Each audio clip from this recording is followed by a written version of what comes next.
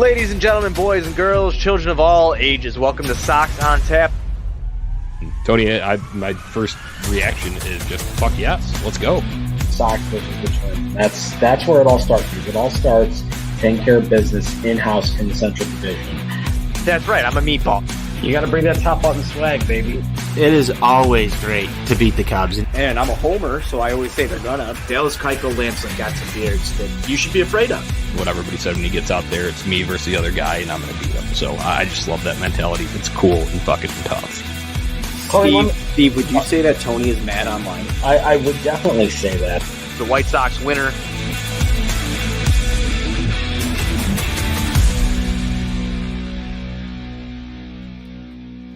Hello, White Sox fans, and welcome in to the first post-game show of the 2022 season. Tony Marchese, joined by NWI Steve. I wish we had a better one to talk about today, Steve, but nonetheless, we're here. We are going to break this one down. Steve, how you doing, my friend? Hey, yo, Anthony. I am hashtag mad online, as we'd like to say in the business here. That was a very frustrating loss. Obviously, first game of the year to come out and have that one slip away like that is not ideal, as we like to say in the business.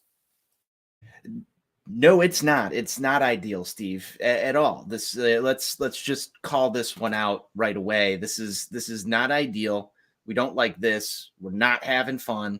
I'm mad. I'm mad online with you.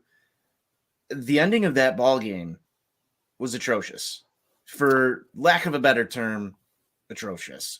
And we'll get to the end of it and we'll break it down. But Steve, there's a lot to talk about in this first ball game of the season for the White Sox. We're going to get to all of it. But before we do, be sure you're checking out OnTapSportsNet.com for all of your Chicago sports literature podcasting needs. Make sure you're following Steve at NWI_Steve. You can follow me at Tony On Tap, but be sure you're following the at Sox On Tap account through the year. We've got all your White Sox coverage. Thank you for tuning in. Thank you for joining. I see a bunch of people popping in to the YouTube right now. That's where we want you to be so that you can comment, talk along with us, commiserate with us, celebrate with us through this 2022 White Sox season. So follow us on YouTube. That's at On Tap Sportsnet on YouTube. Steve, let's just start from the beginning here. Lucas Giolito gets the start today. He looked great at the start of the ball game. Obviously leaves with an injury. I want to get to that, but thoughts on Lucas Giolito's performance before the injury here, Steve? First two innings went out there, was a little bit erratic with his command. Looked like he was just having a little bit of a struggle to get the feel, I think, particularly on his secondary offerings there. Was able to kind of navigate himself out of a couple of situations there. Then third and fourth inning looked like he really started to find it, feel more comfortable out there, threw up a couple of quick zeros, was able to get 6 strikeouts through the 4 innings. And you were really feeling good about that, especially as he walked off the mound in the 4th inning. And obviously at that point, we didn't know about the stomach or side issue. But, you're feeling like, okay, he's found it out there, got a 3-0 lead. We're feeling good right now. Yeah, Steve, I thought that, he looked fairly decent in terms of what you normally get from Lucas Giolito last year during a day start. That was somewhat of an issue for him. I think what was concerning to me a little bit was the low pitch count before Lucas Giolito left this game. I thought he would have had the stuff to go a little bit deeper, and here we get to the injury portion of this. Some abdominal tightness, I think it was described as. It could be worse, I guess, in terms of pitcher injuries, but nonetheless concerning when you look at what's going on with this White Sox team overall. Lance Lynn already on the IL. This is your workhorse. This is the guy we talked about in the season preview show with Sean Roberts, that you needed to go deep into this ball game to, what do we say here all the time, Steve? Set the tone. You needed Lucas Giolito to do that. Obviously, he leaves with the lead. And how concerned are you about this right now? How concerned are you about the Lucas Giolito injury? Obviously, Tony La Russa afterwards said he was concerned. So how concerned are you? I am very concerned because the fact of the matter is they cannot afford to lose Lucas Giolito for 2-3 weeks if it is an oblique injury, knowing that probably not going to see Lance Lynn until June. And that's just going to right away put a tremendous amount of strain on this pitching staff without Lance Lynn in there. And now you're going to be taxing the bullpen tremendously. If you lose Lucas Giolito on top of that, now you're really in a dire straits situation here. I don't care what team you are. Even a team like the Los Angeles Dodgers, if you lose your top 2 starting pitchers, you're going to have some significant issues to deal with. And you just certainly have to hope that maybe it was just a stomach cramp, maybe just, trying to get your body adjusted going from pitching in Arizona to the cooler weather in Detroit. I'm just spitballing here. Hopefully that's all this is. But again, if this is an oblique strain and he has to miss, 2 or 3 weeks at a time here, this is going to be a real problem for this team. Indeed, it will be, Steve. I'm just kind of mad right now, and we talked about mad online. I'm mad online. The mad online meter is damn it's high broke. right now. It's high right now. Yeah, it is definitely high. It's close, and this is day one. This is day one. So I want to set some expectations here, and just, you were talking about this before we got on the show about how this game would feel different had it been played in the middle of June or the end of May versus opening day. But you don't want to see your ace leave a ball game with an injury for any reason ever throughout the season. I think that's probably the most concerning thing that happened today overall, is the Lucas Giolito leaving the ball game. We can get to the heartbreak later, but to me, that is the most concerning thing. 100% that is the most concerning. Obviously, you go into twitter.com and it's crisis freak out mode already. I have column A leadership guy in my DMs right now, Hey ranting. man, cocktails are for closers. We went over this a couple of years ago. I mean, so I got column A leadership guy in my DMs right now telling me that the bullpen stinks because they had one bad day and everything. And like I said, it's really annoying to see. But the fact of the matter is, it's just more annoying because of the fact we have no other frame of reference for the 2022 season. This is literally the only point of reference that we have with this team here. They could go out, for the next month and be nails, and everyone will forget about this. But because this is literally the very first one of 162, everyone's going to be #mad online tonight. I'm at the front of that line here. We were talking about this before we got on. I'm pissed off right now. We wrap up here. I'm going to go back to the gym for the second time today because I need to blow off some more steam. I'm not thrilled, but it is what it is.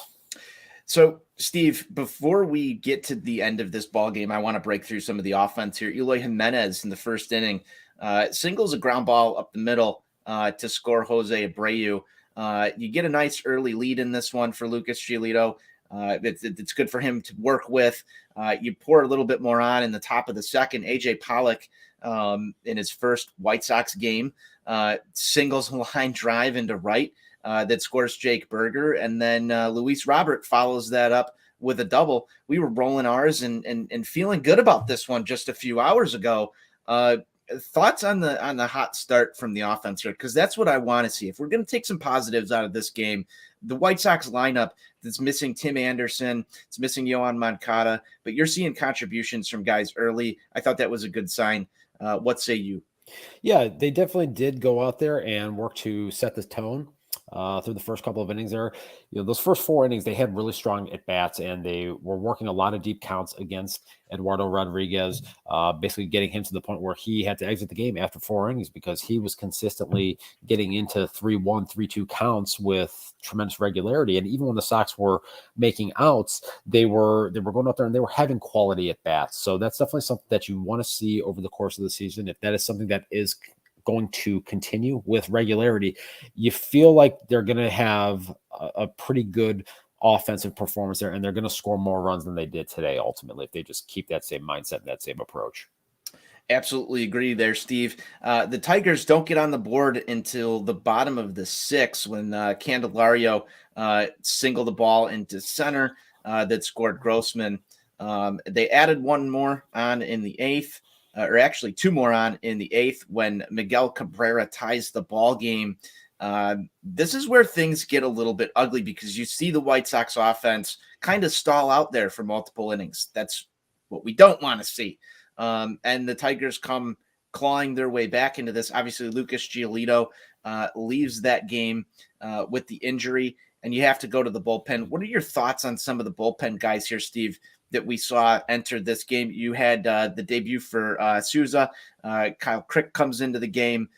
Thoughts on those two guys before we get to Kendall Graveman, who I really want to talk about. Yeah, well, before we get to that, there was one pivotal sequence that I had highlighted actually offensively here that I think was a turning point in this game. In the top of the 5th inning, when Rodriguez was taken out in place of Hutchinson, the Sox actually had another opportunity to break this game open. You had A.J. Pollock lead off with a double. Luis Robert gets the infield single. So you got first and second, nobody out. You're 3-4-5 coming up.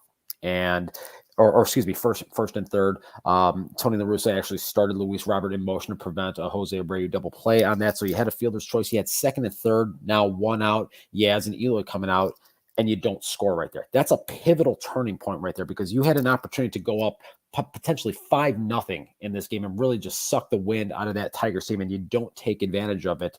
And this is a point I'm going to drive home throughout the course of the season. When you have those opportunities to add on runs in situations like that and you don't capitalize, more oftentimes than not, it does come back to haunt you.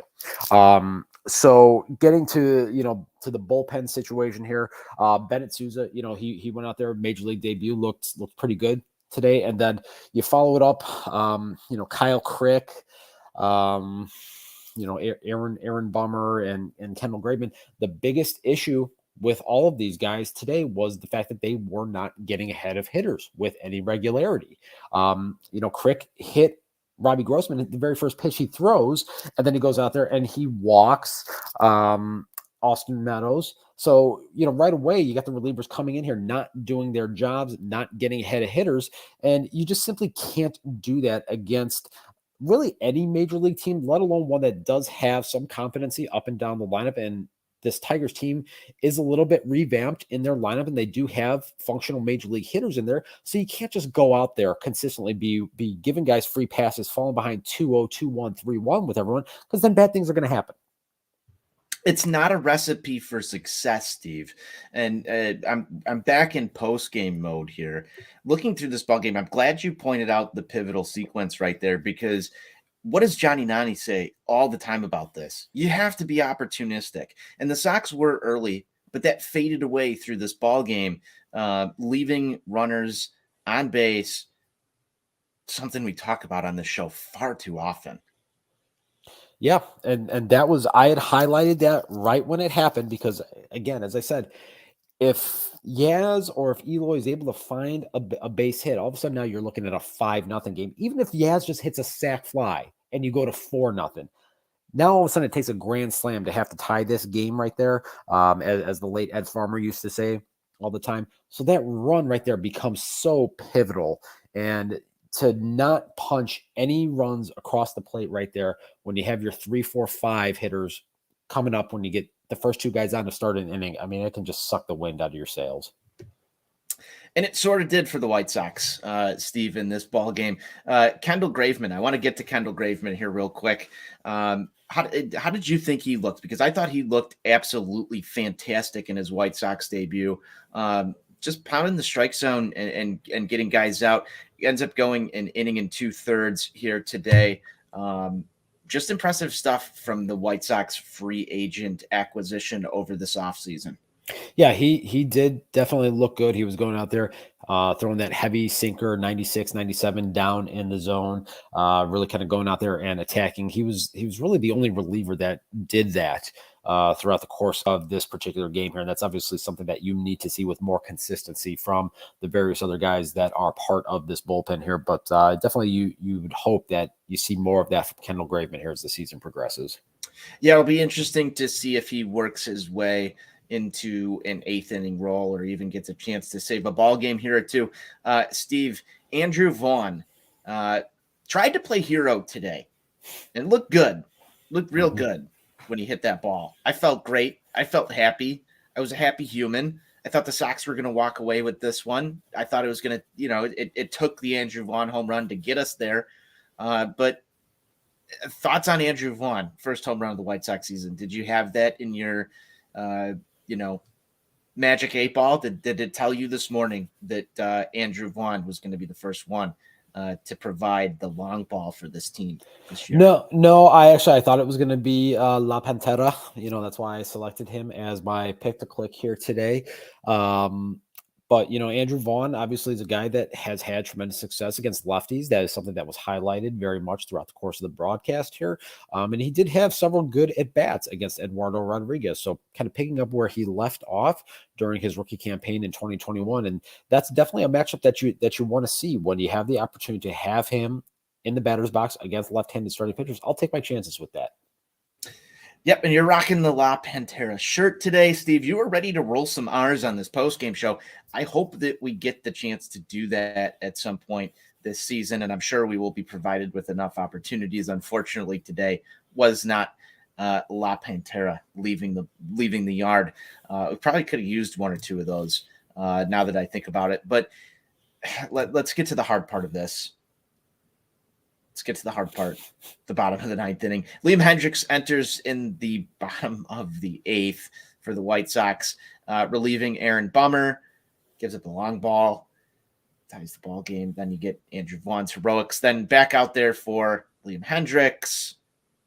It was ugly, man. It was absolutely ugly. That's not the type of stuff you want to see from your closer, especially day one. We talked about how, you're going to have these ball games throughout the course of the year. But opening day, spare me, please. Spare me the heartache on opening day. What is going on here?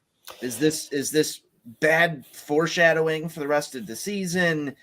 All sorts of question marks in my mind, trying to stay positive, trying to keep the negative Nani out of here. However, I think it's time to be a little negative. That was horseshit from Liam Hendriks today. Oh, a couple things here, and I've talked about this for a couple of weeks in our group chat that something just feels off to me with this group. I can't put my finger on it, and look what happens here today. But the one thing about it is the 2-run single that they gave up to Miguel Cabrera. If you actually watch it, that was not a bad pitch. A guy that has just been one of the best hitters that the game's ever seen. He found a hole. The ball wasn't hit particularly hard. He found a hole. And again, if you actually go back and if you watch the replay, it was not a bad pitch. He obviously would have liked to have gotten it in a little bit more, but you would think that pounding a 96, 97 mile an hour fastball on a guy that's, 39 years old at this point, that you'd be able to take advantage of that. And he got, unfortunately. What followed obviously was very frustrating. The home run to Haas. The thing that I'm struggling to understand, White Sox killer. Yeah, we're already reaching that territory right there. He's not quite Ryan Rayburn yet, but he keeps this thing up. Who knows? As long as he doesn't turn into Max Kepler, great. I still think Ryan Rayburn's the all-time. I mean, if you actually go back and look, like there was a point in his career where like half of Rayburn's career RBIs came against the Sox, and I mean it was just an absurd number. That would happen there.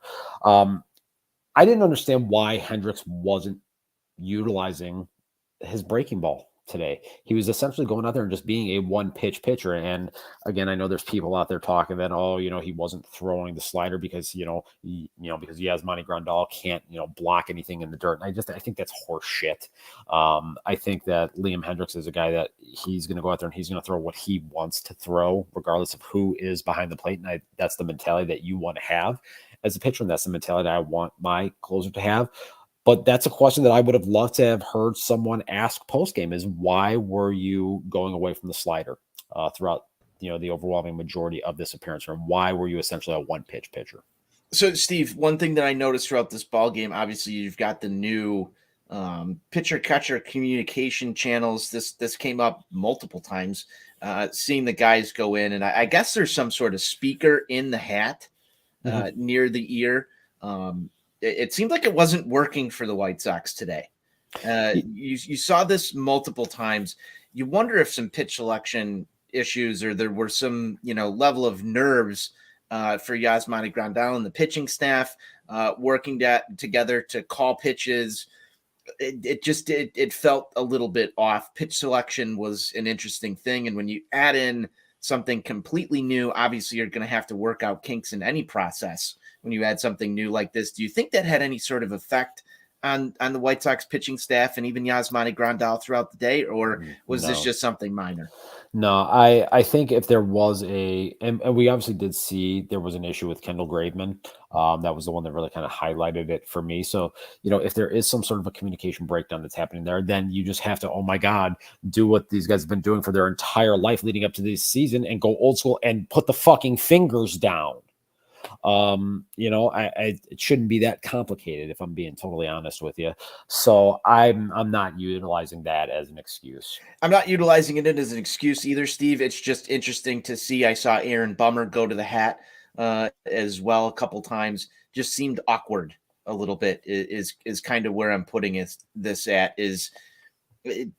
Yeah, like you said, go back to the fingers. And if that's happening, then it is incumbent upon the pitcher to tell the catcher, hey, get your fucking ass out here. Let's figure out a sequence on the signs here, and let's just kick it old school here. There needs to be some sort of a communication between the two if the technology isn't working. And this isn't going to be the first time we're going to see this issue throughout the course of the season here. So figure it out and understand and know what your plan B is going to end up being before you're out there. Steve advocating for old school baseball on Sox on Tap post-game show number 1. I love it. This is awesome stuff. We're getting somewhere, Steve. Now, end of this ball game couldn't have come from a player who I despise more, Javier Baez. I don't like the guy. I know that there's probably nothing wrong with him overall as a person. However, on the baseball field, he drives me absolutely insane. Can't stand him. The fact that he's with Detroit and walks off the Sox on a very interesting play. Ball hit to A.J. Pollock. For those who did not get to see this, ball hit out to right field to A.J. Pollock. Bounces off the wall into his glove. He kind of jumps forward and makes a catch after it bounces out of the glove. For a second, you think this thing's going into extras. Replay review reveals that the ball did, in fact, hit off the wall. White Sox lose. Javier Baez walks off the Sox. Welcome to the AL Central. This is not a good feeling. This is why we're mad online right now. Steve, thoughts on that play, man? Because it sucked. For a career outfielder to, you got your back against the wall right there. You have to know in that circumstance that you don't have any more margin for error. And I'm just struggling to understand why he thought that he could just stay, kind of flat-footed in that situation, knowing that you can't go back any farther right there. I mean, literally, if he would have jumped 2 inches, the ball's in the pocket of his glove. So that's an extremely frustrating and annoying circumstance, and just, I guess, par for the course with what we saw the last 5 innings of this ball game. Just the ultimate icing on the fucking cake. Not pretty, not great. Not great at all. Steve, that's your ball game, man. 5-4 Detroit. Sox drop the opener. On to tomorrow. Sox have another game. And it will be, I believe, Dylan Cease on the mound for the White Sox as they take on the Detroit Tigers once again out in Detroit. We all know Detroit sucks. Let's talk about a winner tomorrow, Steve. And let's get into keys to success for tomorrow's ball game. What are your thoughts here? First and foremost, Dylan Cease, fastball command. It will always be predicated on fastball command. You have to go out there. You have to work ahead of hitters with consistency, because if he is able to do that, if he's able to get guys 0-2, 1-2, then it turns into motherfucking hammer time, and we all know what can happen then. So if he can go out there, establish that fastball command early and often, he's going to go out there and he's going to have a good day. And then I want to see the Sox go back to what they were doing offensively through the first 4 innings of this game, working counts with consistency. Now, Casey Mize is a much different type pitcher than Eduardo Rodriguez is. Mize is very much a control and command guy who does, have 96, 97 in his back pocket, but utilizes a lot of sinker. So he doesn't get a ton of swing and miss historically, and the Sox have handled him since he arrived to Detroit. But he's a guy that's gonna be around the strike zone. So you gotta go out there. You gotta be selectively aggressive, I will say, in counts and put yourselves in a good position to do some damage here. I agree with you right there. My key to success for tomorrow is avoid the big inning, Dylan Cease. And this is the key anytime this guy's on the mound. But I want to see him, like I've always wanted to see him, string together a couple of starts. No better way to do it than in your first appearance during this season, because we don't know what this injury report's going to look like for Lucas Giolito. You talked about X factors on the season preview show. You're going to need Michael Kopech and Dylan Cease to show up in these next two starts. If we're going to set the tone the way that we want to for this White Sox season, there's still a chance to win this series. It starts tomorrow. Dylan Cease, avoid the big inning. And for the offense, let's take more innings like the first two that we saw here today. That's going to be the key here. Steve, do we have a pick to click for tomorrow's ballgame? Yeah, assuming he is in the lineup, I'm going to go ahead and I'm going to take Yasmani Grandal. I think he's going to go ahead and I think he's going to put one into the right field bleachers, assuming he is in the lineup. I like it, Steve. I'm going to roll AJ Pollock tomorrow. I think that a guy who looked good at the plate today, looks real good at the plate today, starting the season off real hot. Also, he's going to want a little bit of revenge, I think, for what took place out in right field. So I'm looking for him to do some damage at the plate tomorrow. Steve, those are our picks to click. Do we have any final thoughts as we wrap up the first post-game show on Sox On Tap here of the 2022 season? My final thoughts are flush it. Fuck this shit. It's over. Get them tomorrow. Yeah, there's still plenty of time tonight to be mad online. It's a Friday night. We're going to crack them. We're going to have a good time. It's back at it tomorrow. Dylan Cease, Casey Mize. That's appointment television for me in AL Central Baseball. Steve, let's hope we're talking about a winner tomorrow. We'll be back with another Sox On Tap post-game show tomorrow. We'll have some Sunday Fun Day action. And join us Tuesday. Lot B. We're going to be there drinking beers, getting ready to watch some White Sox baseball in person, live for the first time of the 2022 season. Can't wait to see all of you out there. Steve's going to be out there. Our guy Buzz's going to be out there. Johnny's going to be out there. The whole crew, minus Sean Roberts. He'll be with us in spirit. Maybe we'll try and use some technology to video him in at some point, make him a little jealous that he lives out in Iowa. But Steve, I'm looking forward to some tailgating this season. Looking forward to getting out to the ballpark, seeing everybody, a lot of familiar faces out there, and hopefully we're watching a White Sox winner and there's lots of fireworks to celebrate a White Sox winner on Tuesday. Looking forward to it. Hope you guys can get out there and join us. I don't have anything else, Steve.